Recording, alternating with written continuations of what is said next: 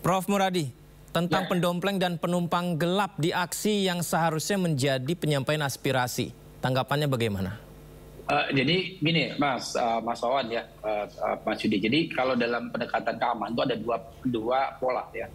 Pola untuk mengamankan, bukan unjuk rasa, mengamankan atau ada ancaman. Pertama adalah be first. Mungkin ini juga saya kira penting buat kita pahami bahwa ketika memang masa menuntut itu, pemerintah merespon agak lebih cepat.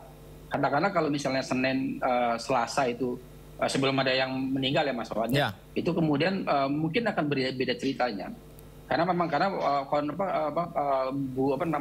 unjuk rasanya masih dalam posisi yang bisa dihandle oleh para keamanan, oleh polisi dalam ini. Nah, yang kedua baru ketika itu tidak bisa dilakukan, ada namanya disrupt. Disrupt itu adalah melokalisir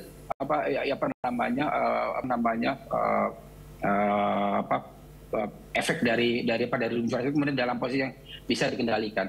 Nah, dua-dua itu tidak dilakukan, justru kemudian malah mengarah pada misalnya menunjuk hidung orang yang dianggap sebagai bagian dari tadi penumpang gelap. Saya pribadi sebenarnya ketika itu dituntaskan, normal misalnya katakanlah yang tadi hedonisme, DPR segala macam. Tapi faktanya kan Mas Wawan, kita sama-sama paham, mereka cuma dinonaktifkan, tidak dipecat, tidak diberhentikan di DPR ya. Kemudian misalnya ini juga mengarah misalnya soal banyak eksekutif yang menjadi komisaris dan sebagainya.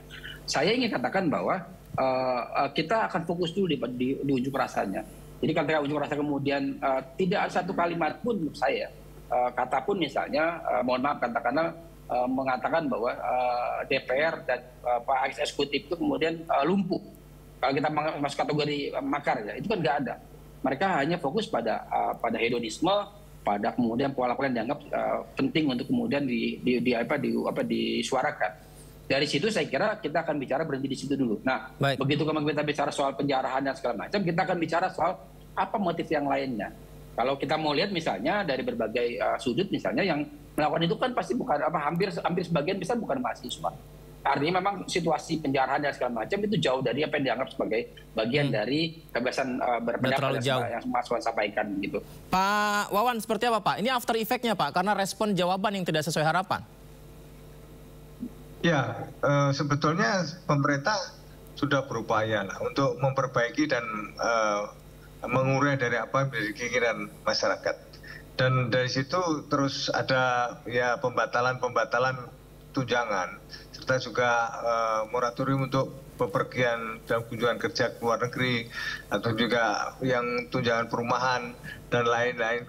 Kemudian dari sisi-sisi itu sudah tampak bahwa pemerintah sudah memberikan satu langkah-langkah yang mendinginkan suasana, dan pemerintah sendiri juga melakukan pendekatan dan dialog dengan tokoh agama, tokoh masyarakat, dengan para aktivis untuk mengurai benang kusut dari kesalahpahaman ini, karena komunikasi yang baik akan menghindarkan terjadinya miskomunikasi.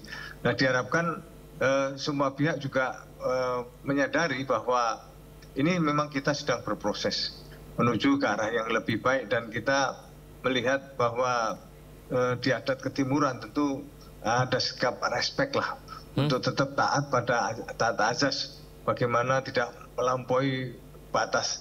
Hanya kalau misalnya kita saling mengingatkan bahwa unjuk rasa kemarin memang sudah melampaui batas, dan ternyata sebagian dari adik-adik juga menyadari bahwa ini sudah bukan kami, tapi ada pihak lain yang mendompleng.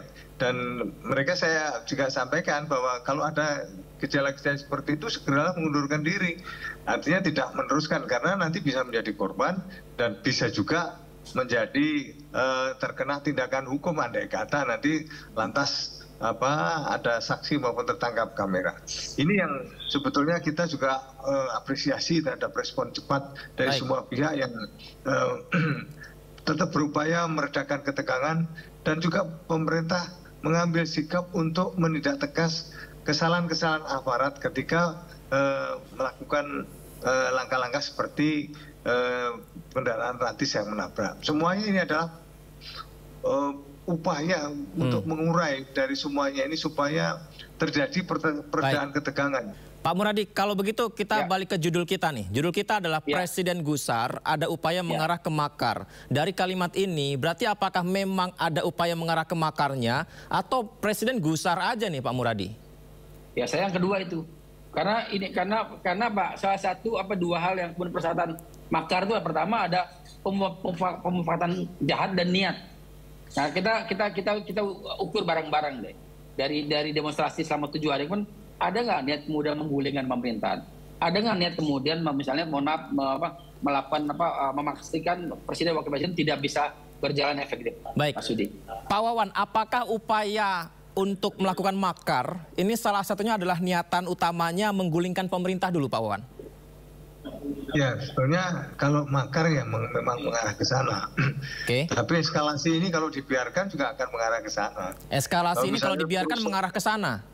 Ya, nanti kalau tujuannya kemana? Kalau DPR, ya, kemudian kejaksaan, kepolisian sudah dibakari begitu, arahnya kemana? Itu simbol-simbol negara, simbol-simbol eksekutif.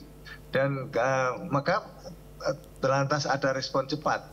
Presiden mengambil langkah cepat untuk menyampaikan konferensi pers ke publik mengenai segala sesuatunya dan disinyalir ada upaya-upaya mengarah ke sana.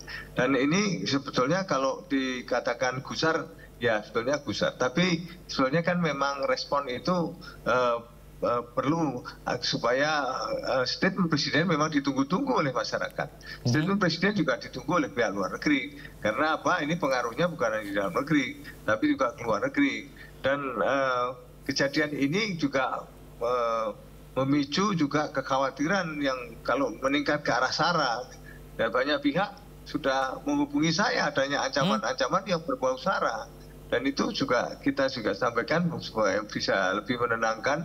Dan juga saya sampaikan kepada teman-teman di aparat keamanan untuk lebih responsif dan menjaga wilayah khususnya yang kalau misalnya ini mengarah ke SARA. Ada trauma yang di tahun 98, oleh karenanya berbagai aktivitas yang ada di media sosial itu sudah mendorong ke arah yang lebih luas untuk melakukan aksi-aksi pembakaran. Banyak hashtag-hashtag yang seperti itu. Tapi kemudian muncul juga hashtag yang mendorong ke arah peredaan ketegangan, yang mengajak supaya tidak terpengaruh untuk bertindak anarkis maupun juga perusakan fasilitas-fasilitas publik. Dan juga mengingatkan mereka untuk mengingat bahwa itu semua dibayar oleh pajak rakyat. Pak Wawan, kalau dibiarkan eskalasi ini bisa mengarah ke makar, tadi juga sempat disinggung tentang mobilisasi. Apakah orkestra di balik ini satu pihak yang memang sengaja membentuk dan mengarahkannya untuk membuat ini menjadi melenceng dari tujuan utamanya? Siapa pihaknya, Pak? Kalau dilihat dari penyediaan mercon yang jumlah yang besar, kemudian juga bom molotov, kemudian bensin yang sudah disiapkan di sejumlah lokasi, kemudian mobilisasi massa untuk bergerak dari daerah menuju kota-kota. Ini menunjukkan bahwa itu sudah terencana, ya, matang, dengan juga itu melibatkan logistik yang tidak kecil. Dan ini pula sebagai salah satu bukti bahwa memang ada upaya tersistematis untuk memperkeruh suasana dengan memberikan suatu dampak kejut yang lebih besar. Dan ini sudah, kalau dia katakan ini mengarah ke teror, iya sudah mengarah ke teror. Akhirnya masyarakat pun juga menjadi ketakutan. Terakhir ke Pak Muradi, kalau dibiarkan eskalasinya bisa meningkat dan bisa saja potensi makar itu memang bisa terjadi, ada penumpang gelap di sini ketika mungkin jawaban yang tidak diinginkan diharapkan didapatkan, tapi ada penyusup yang masuk. Nah, kalau Pak Muradi melihat seperti apa? Berarti kan menjadi alat ke depan. Ya, secara teoretik harus disebut Mas Wawan itu. Siapa aktornya disebut sebagai makar itu? Karena makar itu tanpa aktor, dia jadi amok, Mas. Kalau secara teoretik itu begitu. Jadi kalau harus ada aktornya. Siapa aktornya? Apakah yang beredar di sosial media, Mas Wawan update itu dia, atau kemudian ada orang asing? Tapi kalau misalnya kemudian amok itu makar itu ada, ya aktornya harus dimunculkan. Itu yang saya kira publik tunggu, supaya kemudian apa yang menjadi kehendak dari awal tadi itu bisa kemudian apple to apple kita diskusikan di hari ini gitu. Baik. Semoga saja ke depan ya apapun itu, terima kasih. Semoga Indonesia ini bisa lebih baik lagi ya Pak ya. Lebih aman, nyaman. Karena kemarin ketika peristiwa tersebut kami jurnalis juga sampai ada yang nggak bisa pulang, kemudian tetap liputan di lapangan sampai mata benar-benar pedih begitu Pak. Tapi ya semoga ke depan aman, nyaman ya, dan diberikan yang terbaik oleh Presiden. Terima kasih Prof. Muradi, Pak Wawan sudah bergabung bersama kami. Nanti kita izin bisa berdialog.